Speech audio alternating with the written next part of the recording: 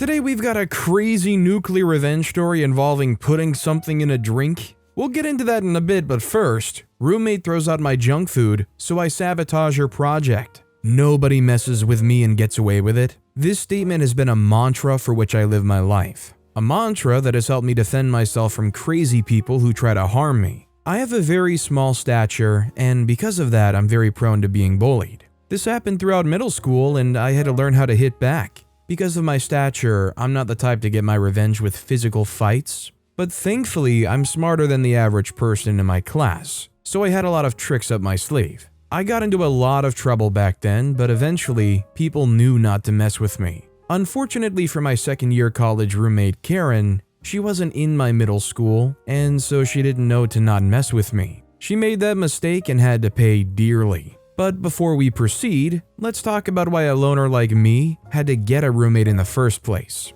My high school experience was worse than my middle school's. At least when I was in the 5th and 6th grades, I had friends, people who cared about me. They were twins and we were in the same class. We did everything together, and it was fun until middle school was over and their family moved away to Rome. The day they broke that news to me was the worst day of my life. Well, that and the day my parents decided to split amicably. I cried for days, and when the summer break ended, I was back to school with no friends. The rest of the kids didn't like me very much. Aside from the fact that I could never be bullied without something drastic happening to the bully, they all thought I was a weirdo, which was true in a way. I had a unique sense of fashion, which involved wearing clothes that were in vogue maybe 10 years ago. Not my fault though. When my parents split, somehow my dad got custody of me, and since I was too young to go shopping alone, he did all of my shopping. But my weirdness transcends my clothing.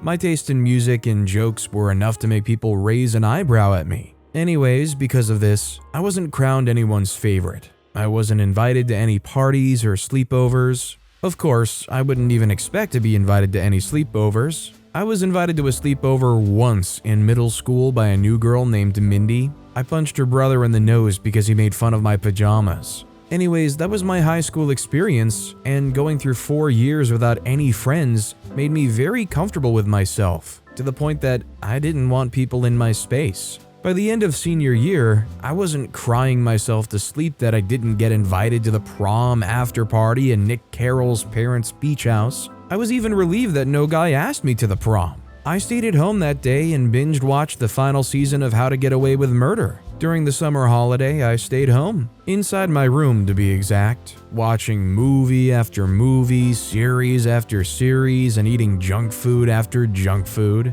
I'm only grateful that for some reason, no matter how much food I ate, I could never get fat. Anyways, it was finally time to go to college. Honestly, I would have preferred to stay home and not go to college. I was getting really interested in Forex trading, and I didn't need a college certificate to do that, but for some reason, it was important for my dad that I went. So I did. It's his money anyway, so why not? I got an apartment close to campus because I hated the idea of university housing. You couldn't have a room to yourself, and they always force a roommate on you, and most times you guys never get along. My apartment was perfect. It was less than a 10-minute walk to campus. The neighbors were chill and they liked to mind their own business. They were my favorite type of people, or at least if I liked people, they would be my favorite. Things went smoothly for me all through my freshman year of college. There was a little hiccup though. One time after a lecture, a girl in my class deliberately walked over to me and invited me to a party. If you think that's the weirdest thing, you're greatly mistaken. Another time, I was heading home when a guy came to talk to me. He introduced himself and asked if I would be interested in going out with him. What the heck is wrong with college kids? Aside from those 2 incidents, things were going smoothly, until they weren't. During the summer holiday of my first year, my dad sent me the money for my second year's rent. At that point, things weren't going very smoothly with his car wash business, and sending me that money was kind of a struggle. I still had a few months left of my old rent, so I didn't have to pay up immediately. I decided to use the money I was given to make a few more bucks, so I wouldn't have to ask for money from my dad for some time. So what did I do? I used the money to fund a trading account. At this point, I'd been learning for over a year, but even though I didn't have experience with real money, I didn't think it was such a big deal. It was. There were lots of factors to consider when trading with real money, and I didn't know that. I lost half of my rent money within 3 weeks, and I withdrew the rest so I wouldn't lose it. The next few weeks were particularly hard for me because I didn't know what to do. There was no way I could get the money back, and I didn't have the guts to ask my dad for any more money. The rent payment was drawing close, and I'll be homeless if it didn't pay up.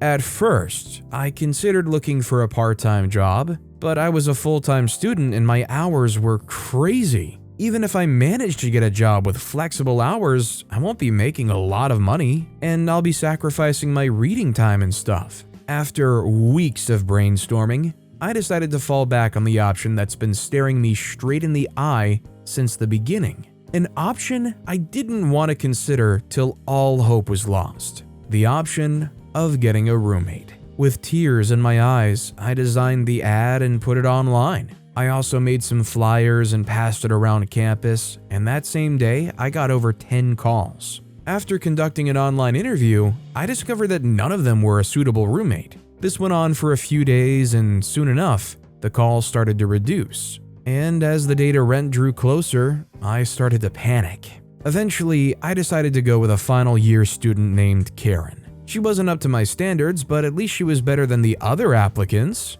I texted her and we met up. That same week, she made her payment and moved in. The one thing I immediately noticed about her is her obsession with neatness and order. She would come back from wherever, and the first thing she would do was look around for something to put in place. Whether it was washing the dishes, or shifting the artificial flower a few inches away from the TV, or setting the throw pillows in place. Normally, I don't have a problem with her being a neat freak or whatever freak she was, but I don't appreciate her cleaning up after me. It makes me feel like a slob, and that I can't do anything myself. I prefer to wash my dishes and clean after myself in my own time, and I was doing fine in that manner before she came along. I didn't need her coming and messing with my whole system. That wasn't even the entire problem. Whenever I was in the living room watching a movie or studying, I like to eat my junk food because it helps me concentrate, but whenever she's around, she usually makes condescending comments about how it's bad for my health,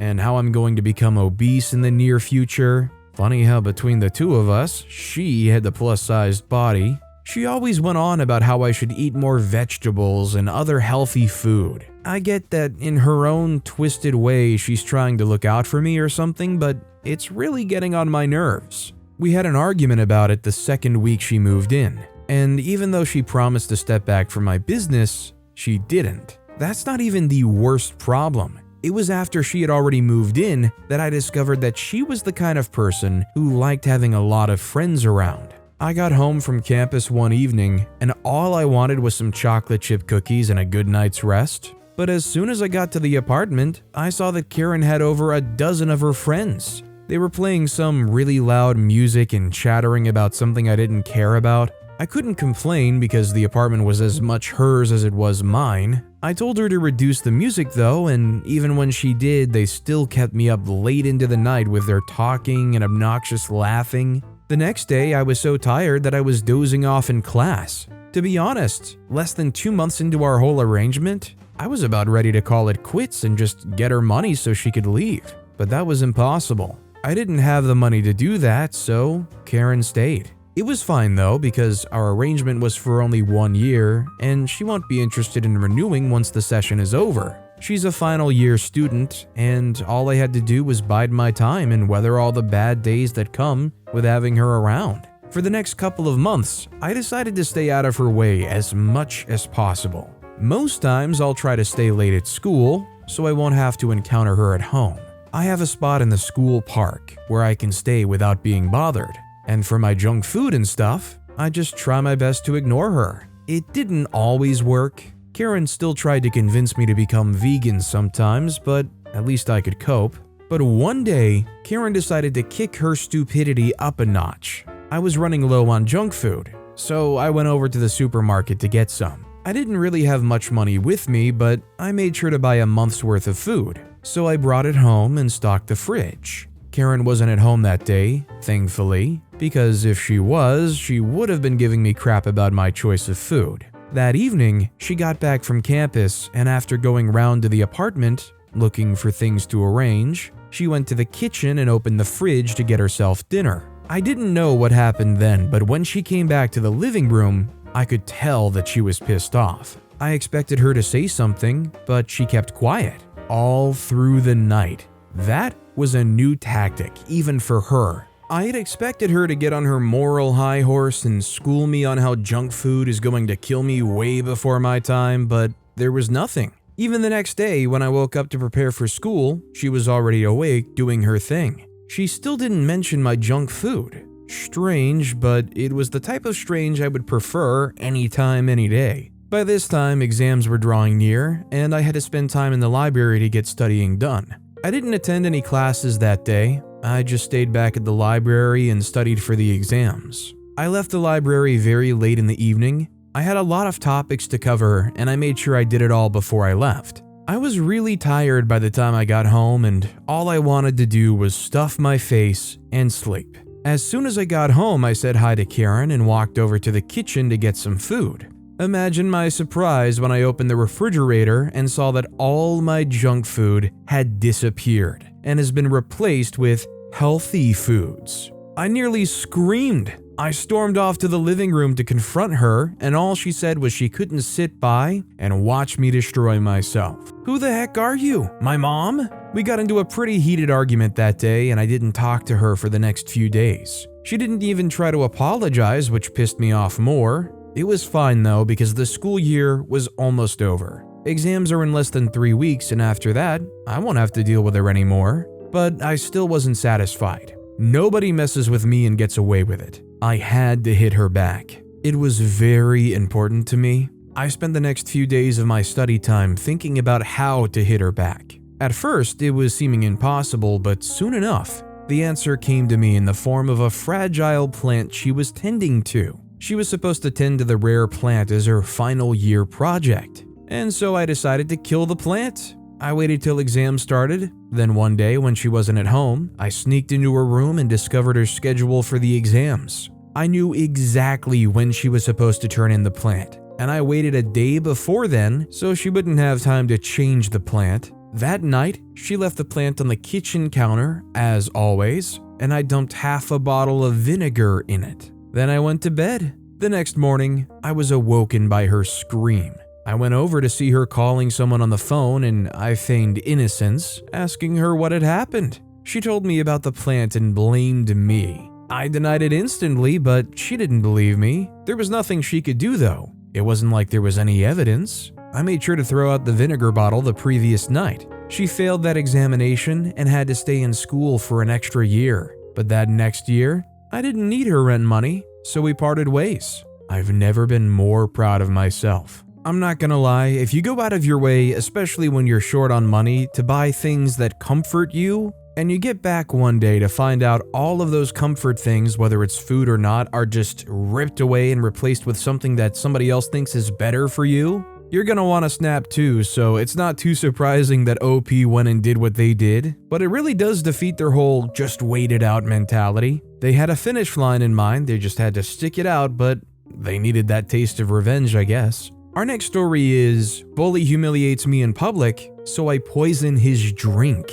I didn't have a very good school experience. Middle school was trash. High school was worse than trash. The only time I felt something close to normal was when I went off to college. The people there were more mature than people I went to high school with. Back in high school, I didn't have a lot of friends because I was the new kid. I got bullied a lot, and my solution to that was to join the group of guys that bullied me. Impress them and be their friend. Stupid idea thinking about it now, but it seemed reasonable back then. What was the result of that? Well, they tricked me and made me the laughingstock of the school. I couldn't let them get away with it, so I got back at him by giving him food poisoning. But before we proceed, let me start with why I was in that situation in the first place. When I was in middle school, my family moved around a lot. I never stayed at the same school for more than 2 years. I think this had to do with my dad's work. He was a reporter and a really good one, so he traveled a lot. I've been to a lot of countries. I even enrolled in a Japanese school once. I never had the opportunity to build lasting relationships with the people in the schools.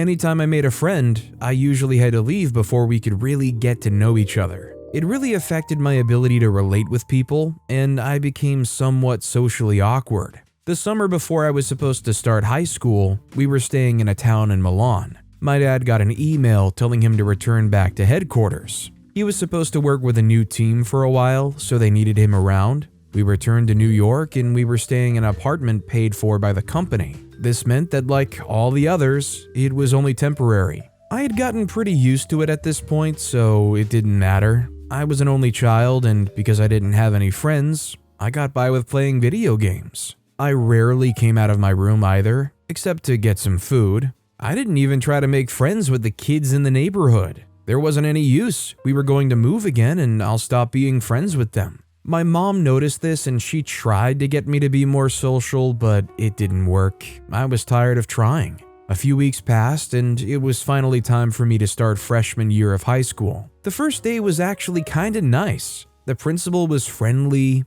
He helped me with my schedule and stuff. The first teacher I met, Mr. Stinson, was really welcoming, and even the guy who sat beside me during chemistry was nice. When the first class was over, he walked up to me in the hallway and introduced himself as Mark. He offered to give me the tour of the school. We talked for a moment and he became my first friend in school. We had most of our classes together, and that allowed us to be able to hang out the whole day. At the end of the day, we walked home together, and surprisingly, we lived on the same street. For the first time since I arrived, I stayed out of my room for more than 30 minutes. We stayed outside the house for a while, talking about school, and after that, we went to his place to play some video games. Apparently, he was an even better video game player than I was. At the end of the day, I returned home with a bright smile on my face. I willed myself not to think about the fact that our friendship had an expiry date, and since I wasn't thinking about that,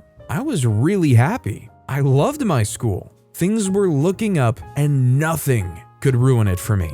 Or at least that was what I thought. 4 days after I started in my new high school, I was having lunch with Mark and one of his other friends, Jamie. We were talking about the possibility of time travel and how it relates with the speed of light. Yeah, we were geeks like that. All of a sudden, I raised my gaze up to see that our table had been surrounded by some guys. I didn't recognize any of them, but with the way Mark and Jamie were looking at them, I knew that they recognized them. The guys turned to me and asked me who I was and where I came from. I didn't want to answer at first because I didn't like the vibe I was getting from them, but Mark nudged me to respond to them, and I did. The guys asked me if I had any money with me.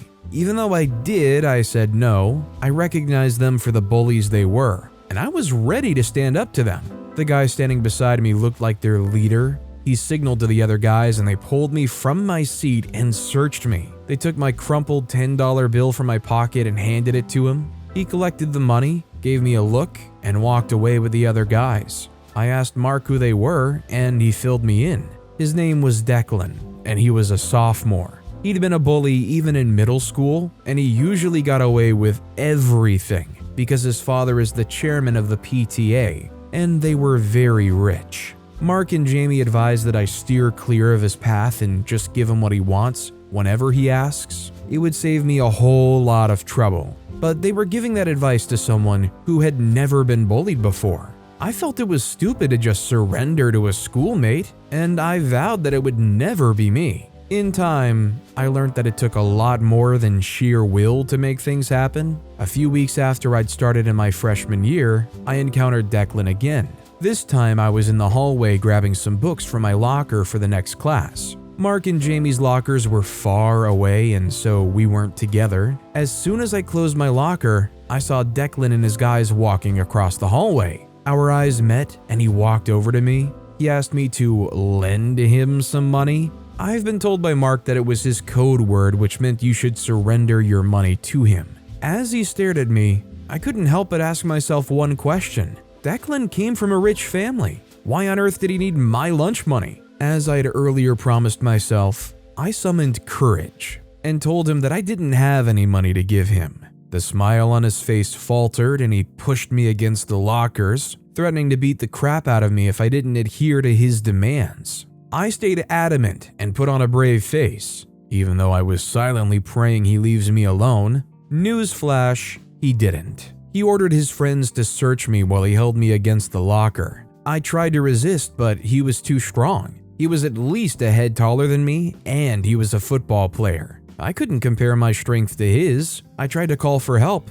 but one of the guys clamped my mouth shut. The other students in the hallway just looked on. No one was willing to help me, and there were no teachers in sight. I couldn't win against them, so eventually I had to stop resisting and just let them take what they wanted. When I was released, I yelled some curse words his way and they stopped, and Declan walked back and gave me a punch in the stomach. I thought I was going to faint that day. The punch was so strong, and just like that, I knew I could never win in a fist fight with him. I needed to re-strategize. That lunch break, I asked Mark and Jamie what they thought and how I could get him off my back. They told me it wasn't possible to get him off my back if he already knew my name. The only way to do that was to fly under his radar. But as I'd failed to do that, I had to give him what he wanted when he asked. That still didn't work for me because I had my pride to maintain. I spent days trying to figure out a way to stop being bullied, but I didn't get anything. Eventually, I gave up on the whole plan. He was too strong and too influential for anything I do to have an actual effect. Eventually, I got an idea when Mark and I were hanging out one Saturday evening. We were playing Call of Duty, and I've actually forgotten what we were talking about, but Mark said something about joining them if you can't beat them. We were talking about the game, but the words resonated with the problem I was facing, and just like that, I had an idea. I couldn't beat them, and no matter how much I planned, Declan was untouchable. The only way to stop being bullied is to join his little gang. Stupid idea in hindsight, but what can I say? I was a teenager and a high school freshman. We rationalized stupid ideas. Mark was the sensible one. He told me immediately that the plan was stupid and it wasn't that easy to get into Declan's inner circle. I told him I was going to do it. Declan was an egotistical jerk, and he would do anything to stroke his ego. I mean, that's the whole point of taking money from the other students when his parents are rich. It's all about showing off the fact that he can. I told Mark not to worry about it, and I'm going to carry out the plan, and it was going to be perfect. And it was. At first, I went to school the next week and went to Declan, begging him to let me be a part of his group. And when he asked why, I told him because he was obviously the strongest person in school, and anyone would be lucky to be friends with him. As expected, it had the desired effect. He told me I could join his circle, but only if I could do what he asked. I was happy that my plan had worked, and that I failed to ask him what he wanted me to do. The next day, he came to my locker and gave me specific instructions to leave my class 5 minutes before lunch break. He told me to meet him in front of the girls' toilet for my task. Still, I didn't think anything of it. I did as he ordered and met up with him at the designated location. We got into the girls' locker room, and he and the guys tied me up to the sink of a restroom. Then he gave me a small cutter and told me to cut my way through, and he'll be waiting for me outside. I still didn't think anything of it because I thought that all they wanted to see was how quickly I could get out of the bind. I did as they said, and because the cutter was only semi-sharp, it took me a long time to actually cut through the rope. When I did, I walked out of the bathroom, shocked to find some girls standing outside the bathroom. They had their phones out and they started to film me as soon as I walked out. They were calling me a pervert and laughing at me. Declan and the guys were also at a corner laughing and filming me. I had never been so humiliated in my entire life. And to Declan and the guys, it was all a joke. I ran to the men's restroom to hide from the shame, and I didn't step out till lunch break was over. The next day was worse than the previous. The news had spread and people all started to call me perv. Apparently Declan told them I went in there to spy on girls. At that point, Mark and Jamie told me to just give it up. Declan was a bully and he wouldn't stop. But this time, I decided that I was going to do something drastic to make him stop. Owing to the fact that I completed the girls' toilet task, Declan welcomed me into his group, and I started to hang out with him. I pretended that there were no hard feelings with the prank they pulled on me, and as I got close to them, I learned lots of things about them.